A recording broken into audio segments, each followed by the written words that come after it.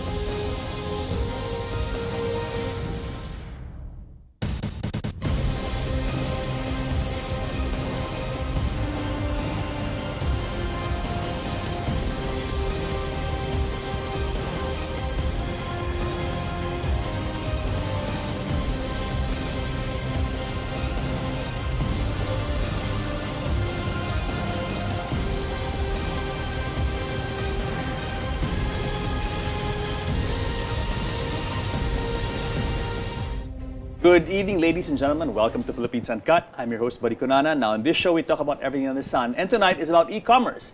We're going to talk about how e-commerce, this technology platform, is revolutionizing the way businesses conduct their operations and how we, you and I, look for and buy goods. And joining us is one of the premier advocates and best experts on e-commerce in the Philippines, other than Janet Terrell, e-commerce advocate.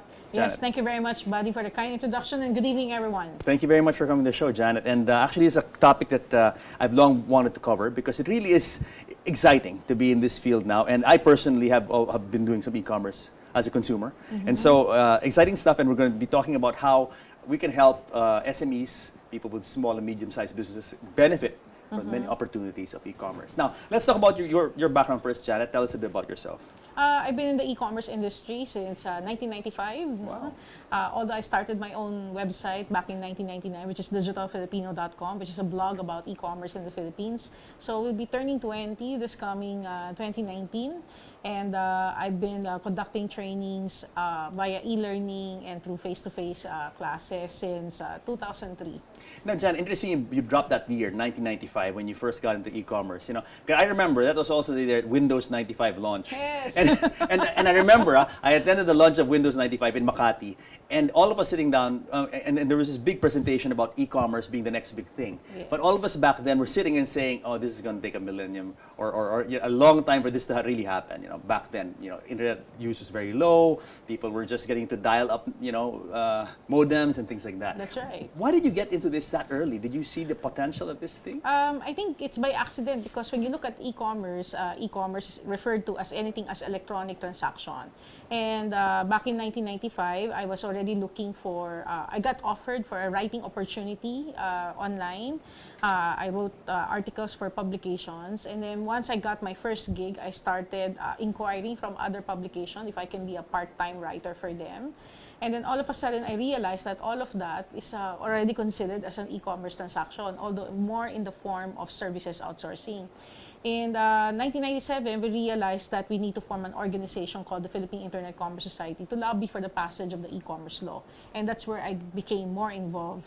And I tried my hands on e-commerce by putting up my first online bookstore, but only promoting Filipino written books. Okay. No, I remember I was using a 386 computer, you know, and I haven't heard that in a long time, and I have a 386. small chair, like a child's chair, and then my computer is there. I would scan and encode the description of the books.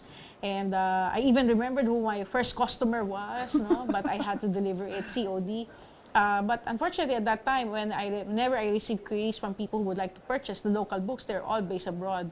And online payments were not matured then. No? I think Yes. online payments only became accessible for most of us here in the Philippines when year 2000 came in. That's when payment platforms like CC Now became accessible for us. Although it has a 9% fee and cut off for payments happens once a month. So it will take 3 weeks to get here, and then you have to wait for another 3 weeks before you can encash it. So e-commerce then was like a forced savings. Difficult. It's difficult, no? Forced savings siya. I think yung mga nakaka-experience ng fast turnaround for payments are those who are Filipinos but maybe US citizens and therefore have accounts in the US and therefore are able to take advantage of the fast turnaround. Yes. When did this happen, Janet? Really, the e-commerce revolution? Because back then, and we're talking about like the mid-1990s, late 1990s, Yes. people were talking about it, but it was something that really was a dream, no? When did it really start to pick up? Because now e-commerce is pretty much mainstream. I think when, of course, and everybody started noticing it when Amazon came out. That was, I think, around late 90s, no, when Amazon came out. And then, of course, we started seeing platforms like Craigslist, eBay, that more or less became an inspiration for a lot of people who would like to put up their own e-commerce sites. And local counterparts started coming out also at that time. However, and then the dot-com crash Yes, happened. yes. And then after the dot-com crash, there was a market correction because if you remember at that time, even Amazon stocks were was almost bigger than Boeing, no, in terms Yes. of value. And then when the crash happened, there was market correction, and then social media came in. And I think when social media came in 2004, its early entry with Friendster, the first iteration of MySpace and Facebook, I think it brought a new perspective as to how we can make e-commerce accessible to more people. Yes, I think and that's that's when- where C2C, Yeah. consumer to consumer, from bulletin boards became more personal as it happened through social media platforms. Yeah. Social media really kickstart e-commerce. I think no? it gave the needed boost, Yeah. and it made e-commerce more human in a sense that a lot of the players are also, if you want to call them individual sellers, or sometimes they are referred to as underground sellers, no? Using social media platforms as a way to market their products and services rather than going through the traditional channel, which is a website. Sure, and I think because of social media, it got all of us or most of us online, no? That's right. That's right. And so, easier to reach you, easier to target you, easier for you to be advertised. And there's less barrier to clicking in a sense. I mean, less barrier to trying it out, hesitation is less, especially if your friends are the ones who invites you. I mean, if you see an ad, maybe you will have to see it 10 to 20 times before you would really take notice of it. But if it's referred to you by a friend, or somebody tried it, somebody shared it, you might take notice of it immediately because it was shared by someone you know. And there's a trust, that Yes. inherent trust, because a lot of people initially were distrustful of the technology. Is it safe? Yes. Can I send my details online or and all that stuff? Will I get the goods in good condition? Yes, that is why each one of us is a digital influencer, because our activities online may influence people one way or the other with their product choices, even political choices, no, among others. Jan, what is the state of e-commerce now? I mean, how widespread? Okay, let's talk about first the international scene. How widespread is it in the world? Okay. Of course, there's a lot of figures going around in the market, but I think that allow me to focus on the Philippines. Sure. No, immediately. Currently, we're a trillion e-commerce economy when you look at B2B and B2C, because okay. e-commerce cannot be looked at from a business-to-consumer perspective only, but also has to be looked at how businesses use e-commerce to trade with each other, like sending orders, sending payments, sending invoices, among others, via email or via virtual private networks. And then payment to suppliers are also being done electronically rather than although there's still a lot of entities who still require you to go to the place and pick up your check. But there's a good number already who are paying electronically. Insofar as the number of players in the country who are thriving well on e-commerce, that's where there is limited number. I mean, you have your Lazada, which was recently acquired by Alibaba. You have your Salora, Cash Pinoy, Metrodeal.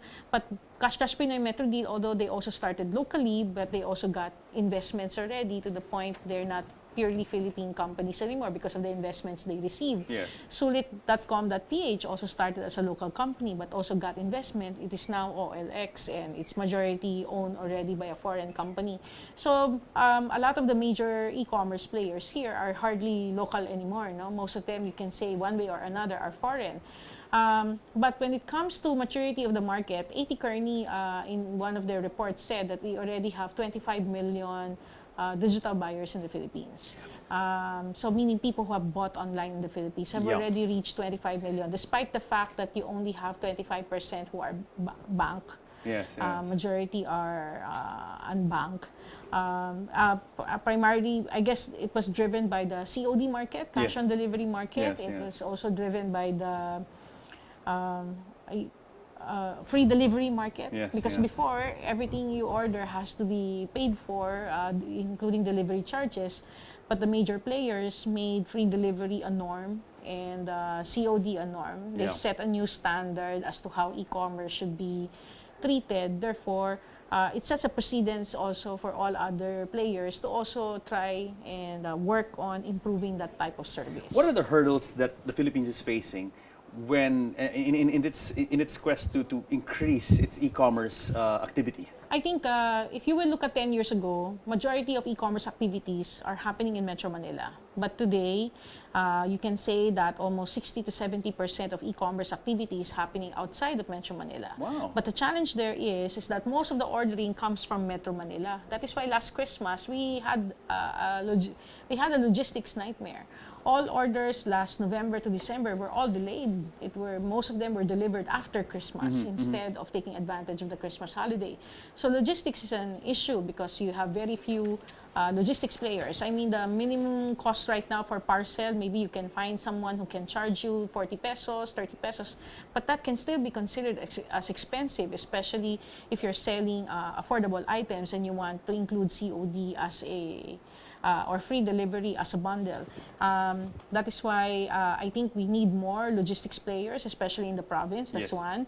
We need more e-commerce merchants outside of Metro Manila and outside of the major cities, because if 35% of e-commerce, you say, is happening in Metro Manila, and then you have another 30% in Luzon, you have around 15% in Visayas and 15% in Mindanao.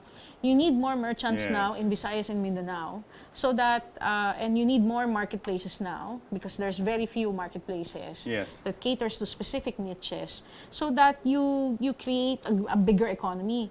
Like, for example, yesterday I was speaking in this small forum about e-commerce and construction and real estate. There are a lot of real estate portals right now where you can shop for real estate online, but there's no construction marketplace. So if you want to buy cement, you wanna get whatever you want, you still have. Of course, there's the traditional means which is quite reliable. You call, they deliver. If you don't use any material, you can give it back in exchange.